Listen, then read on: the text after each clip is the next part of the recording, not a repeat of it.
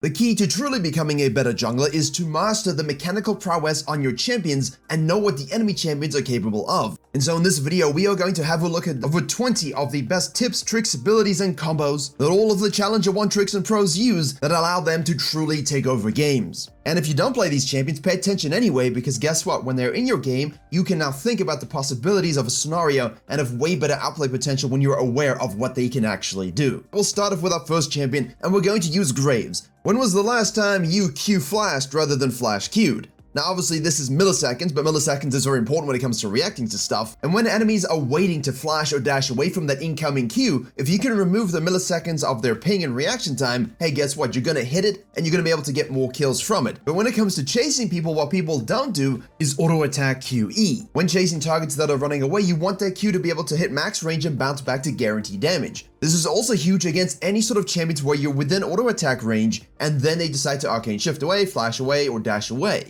If instead you auto attack QE to animation cancel the Q, that Q is going to come out at the end of your E rather than at the beginning of your E, and that simply gives you more range, more damage, and more kills. And hey, before we get into the rest of the Graves combos here and all the other champions, remember if you want all the combos for all the champions and all the junglers in the game, you can head to Mobalytics' companion app, not only benefit from their new itemization feature for your champion, which actually assesses builds and not just items and random slots like other stat sites, it also gives you access to all the combos that you can go into Practice Tool and use in conjunction with the ones you're seeing here. Couple that with some of the most advanced champion statistics in your post-game and match history, and all the best pre-game, in-game, and post-game information about your matchups, your game plans, and exactly what you need to do to win. Mobalytics is the most complete companion app. Click the link in the description below and become a total jungler and a total combo abuser with Mobalytics. And you know, on the note of simple things, and obviously we will have a lot of practical tips in this video, as well as some more advanced mechanics from other champions, the thing about Graves is that W, the smoke screen, it's absolutely amazing. It's incredible.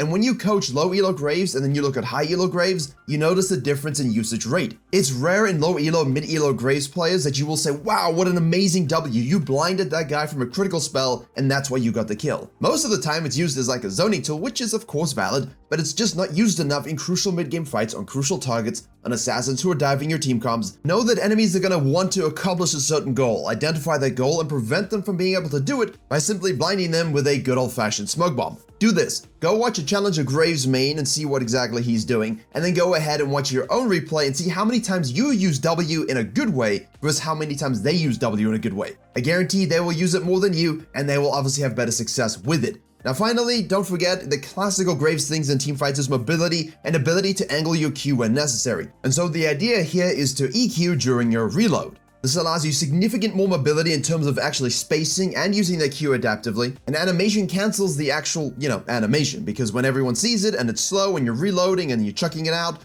all of that is DPS time, all of that is burst window time, and all of that is time for enemies to space and react, which we don't want to do. Next up, we're going to talk about my favorite cat, Rengar. And this is one that you would think you see all the time, yes? You would think that most Rengars know how to bush jump and have great animation cancels and speed everything up and are able to maneuver around fights and skirmishes like gods. Unfortunately, not everybody is Kayn, the legendary top lane Rengar one trick. Instead, you don't use your Q and bushes for faster jumps. So if you're jumping from dummy to dummy, you see, okay, that looks fine, I'm moving, fluidly, but it kind of looks a bit janky. So what you can do instead is jump to the first target, you can Q to the next target, and if you get another Q reset by having, max ferocity, you can use that subsequent one on another target and have a really quick fluid jump motion between 2 or 3 targets. This is also important as you position within team fights and just look for the next target to jump to. If you have a Q, use it to get out of the brush faster, again, thus reducing their reaction time and allowing you more time to Ebola virus them and of course cleanse any CC that might come your way. Mobility in fights, the big thing you're learning here from the Graves EQ during reload and the Rengar quick Q bush jumps, that's the OP stuff. And obviously with Rengar, we know the E-Flash mechanic, okay? Everyone knows you're going to chuck Ebola at some point and click like it was in Season 4,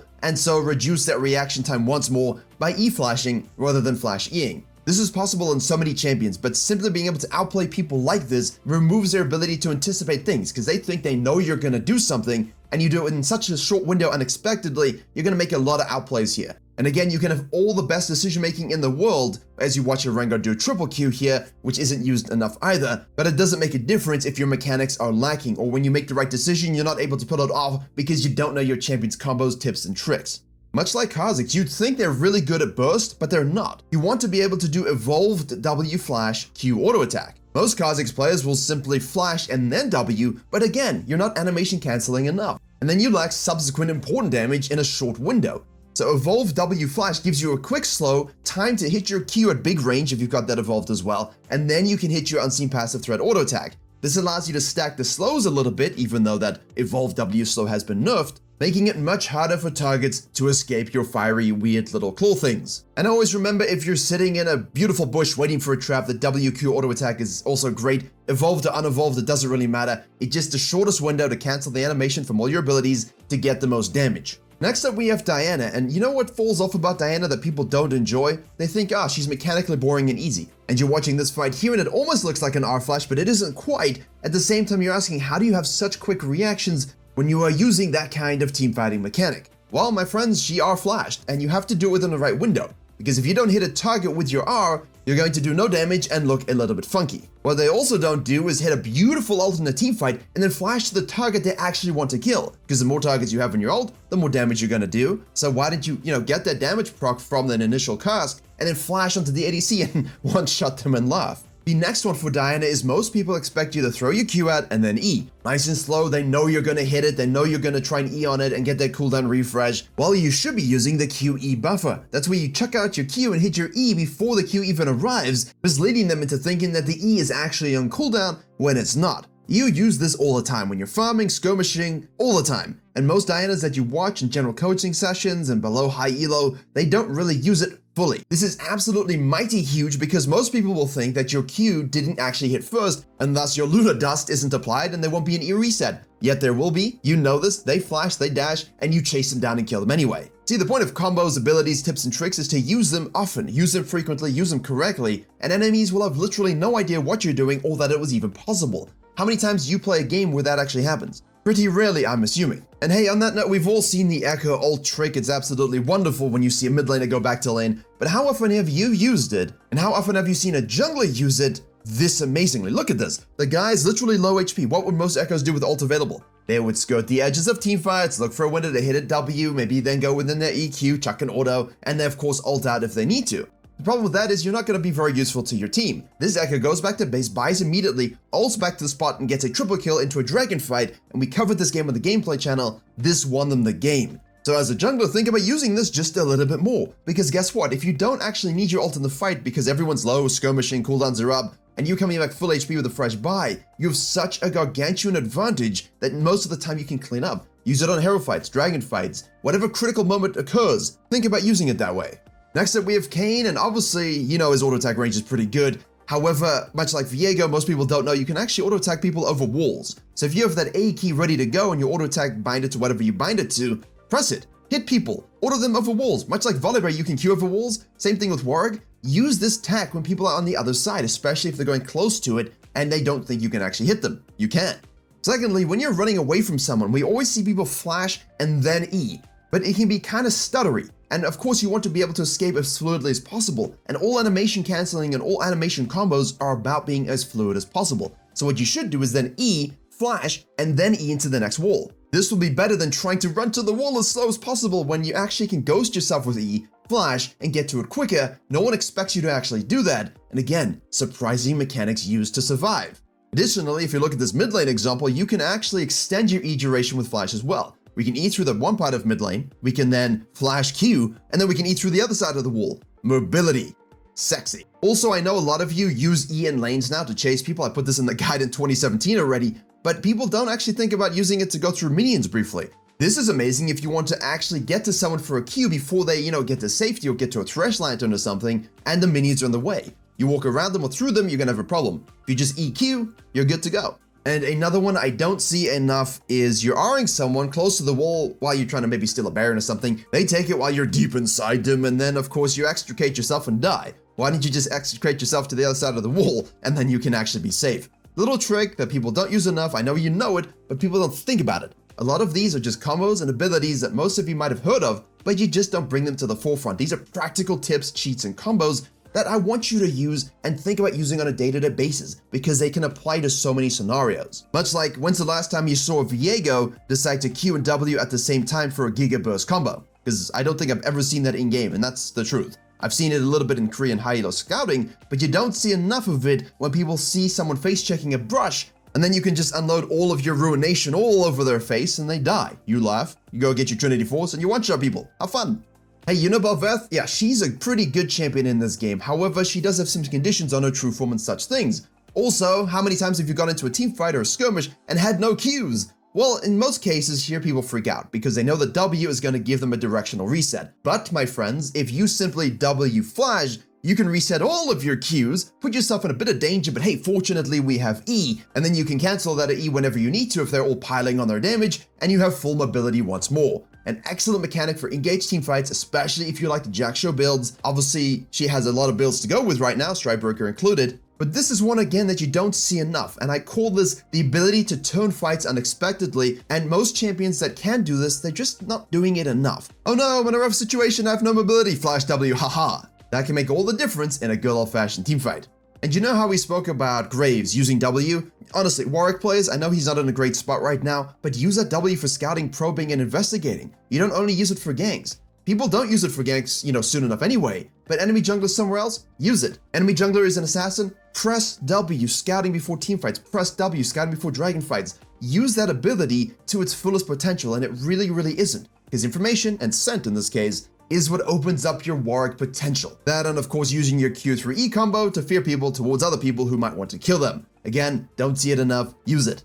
Also, given that we have Elise a little bit struggling at the moment, and most people who play her are savant Chinese one-tricks, you can still use this champion really, really well. But what people don't do correctly is actually use their repel, the spider form, directly onto an enemy. You know what this does? It gives you bonus damage and amplifies your Spider Queen passive. And that scales up from 40% to 100% as you rank the ability up. And yes, that means an increase to a basic attack damage on Spider Form as well as the healing. So why would you not want that? Now, while Udyr does have some really interesting interactions, sometimes it's most important to keep it simple. The most irritating Udyrs are the ones that know how to body block. You are ghosted when you have E, so you can stun them, and while your ghosting is still activated, which means you have no unit collision, go to the other side of them. When it ends, they can now no longer go through you, so they have to pick a side, you match that side, and you just be a little bit of a bitch. Also, don't forget when ganking, and this is important for farming junglers in general because less CC, a bit more, not so strong early, use your Phoenix before you get into lane to use your EQ, because then the slowing effect will be present with the E and the Q, and you might think that most people know this, but they don't, because they don't use their R until they're in lane and the slow doesn't apply as early as it can do, and of course with a lack of hardcore CC permanently, slows are our friends. It's also important that you know that Wingborne Storm, the Awakened Phoenix, the shockwave is not emitted from Udyr, it's emitted from the center of the storm.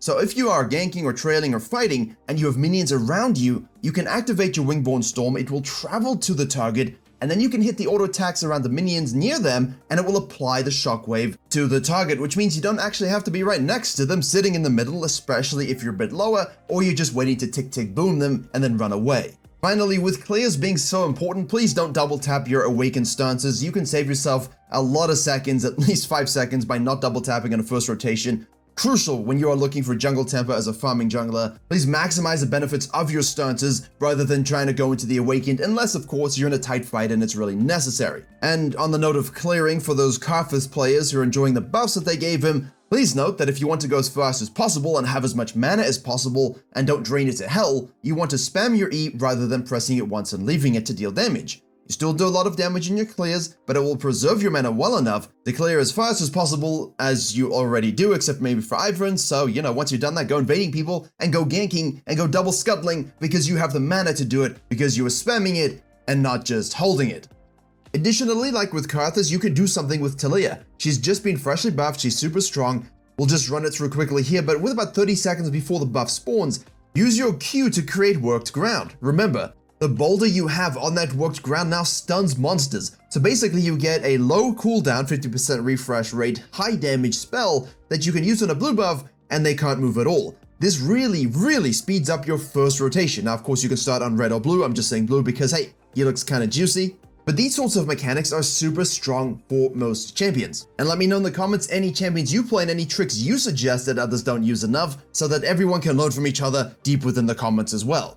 And as amazing as all of these tips, tricks, and combos and abilities are, they are practical, they are simple to remember, but they really amp up your ability to play these champions effectively. and now you need to combine it with the most effective way to play jungle, and honestly, the best way to do that is in the video in the box on the top right, especially for the current meta.